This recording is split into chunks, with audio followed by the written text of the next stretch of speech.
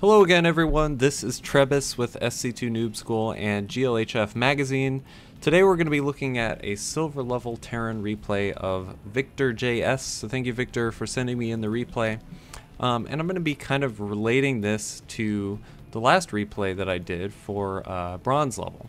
In that bronze replay, if you didn't watch it, probably go watch it. If you're, silver level, the bronze one will still be useful to you. And in that, I talked about decisiveness and making decisive decisions that will lead you to several things in the game. Most notably, your first expansion. What you're going to be able to do to get your very first expansion. And what we're going to see in this replay is a lot of indecisiveness in the build order. The bronze replay we looked at, the build order made sense, and then some I guess kind of micro and battle decisions were the indecisive aspect of it. In this replay, we're going to be looking at an indecisive build order. The other thing that is important to look at here is that at a glance, it looks like this build has good macro. Whenever you look at it, at most points, you'll see that the minerals are low. They're constantly getting spent. The structures could be producing more frequently. But overall, if you just look at the money, if you just look at the minerals, it looks like good macro. However, it's not. And the reason it's not is because of what we're going to see here. We're going to see Victor go for too much. He's going in too many directions with his build. He's trying to be both aggressive and defensive at the same time. And the very first part of that is just looking at these two barracks. He's getting two barracks up, which normally would be something that is going to be aggressive. But you can see from cutting, from not constantly making Marines out of these barracks, he's ending up having to be defensive with it, and he's having to get a bunker because he is teching. So he's teching towards this factory. He put the factory down at a good time when he had 100 gas saved up, and he's getting a bunker to be defensive, but he's also teching.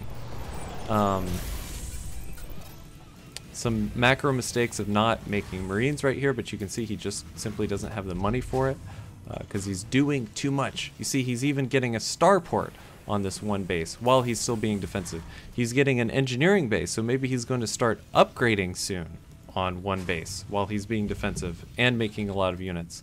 He's making a missile turret so that I can only assume that'll protect him from DTs. So he's worried about DTs in this build as well, while still being aggressive and defensive at the same time.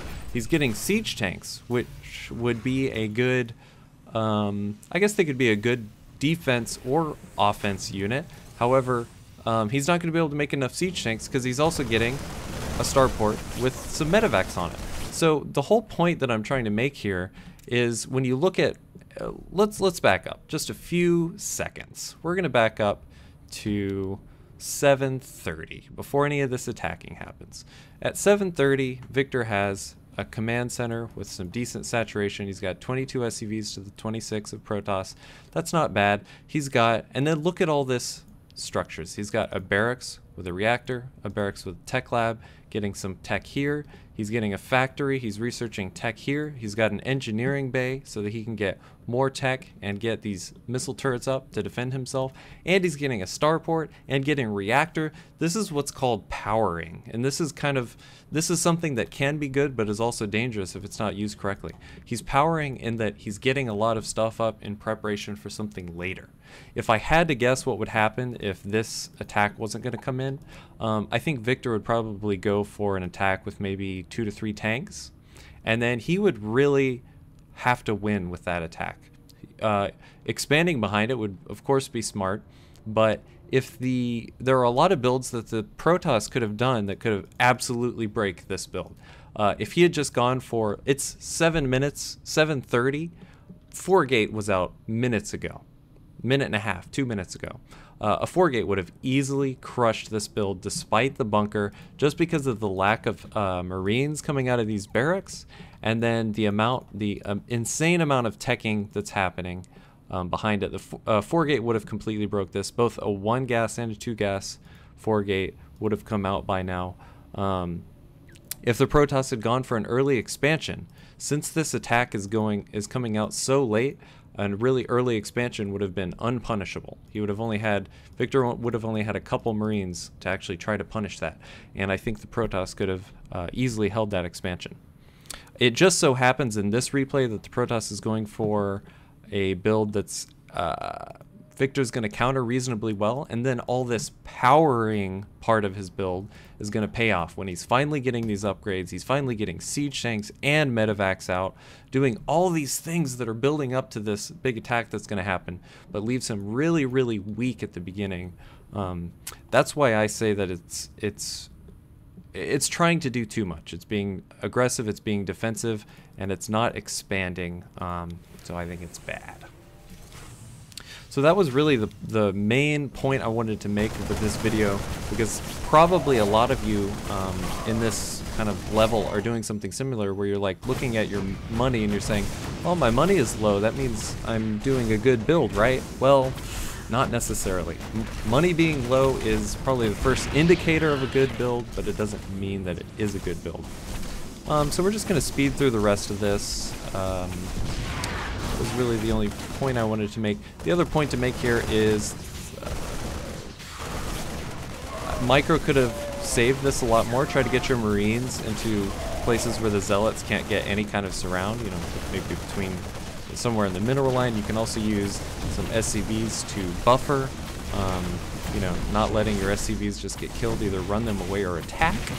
Either one of those would be better. And although Victor does do a good job of keeping up the production while all of this madness is going on.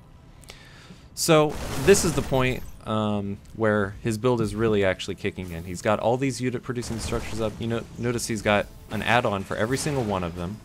And he's going to be able to make, as soon as he decides to, he's going to be able to make a lot of units really quickly. Lots of Marines, lots of medevacs, some siege tanks, and it's going to be pretty successful. Also, finally getting this command center. I'm going to speed through this because, honestly, at this point, during that whole warp-in attack, the Protoss was able to get, let's see, he's got a total of 40 probes, and he's just got a way better economy than the Terran player. He's got both of his gases up at his natural. He really is poised to totally win this game, and the only reason Victor does end up winning this is just some very poor micro choices from the Protoss player.